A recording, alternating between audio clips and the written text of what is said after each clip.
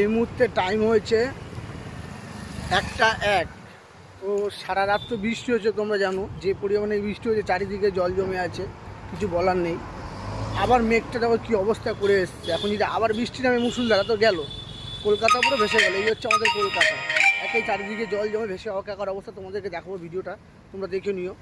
যারা যারা দেখতে যাও পুরো এর মধ্যে থাকবে, দেখতে পাবে।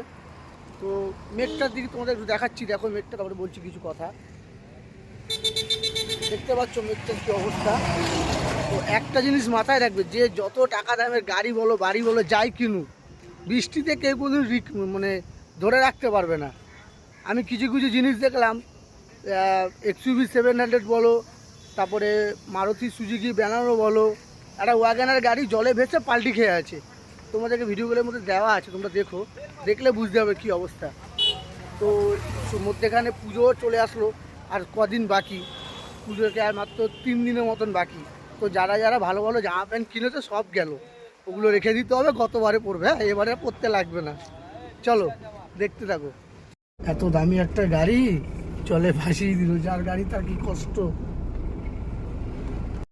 দেখো গাড়ি ভেসে কোথায় নিয়ে যাচ্ছে।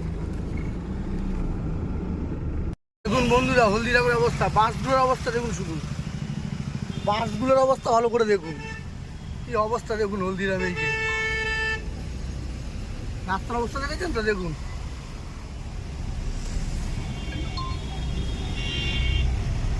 জলের জল অবস্থা, পুরো গাড়ি ডুবে ভেসে যাচ্ছে। আমি এই মুহূর্তে দাঁড়িয়েছি কৈখালির ভেতরে, অর্জুনপুর।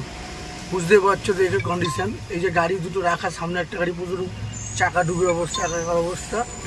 তো দেখো কিভাবে জল জমেছে। এটা হচ্ছে কলকাতা, তোমরা বুঝতেই পারছো কালকে যে বৃষ্টি হয়েছে তার নমুনা এটা।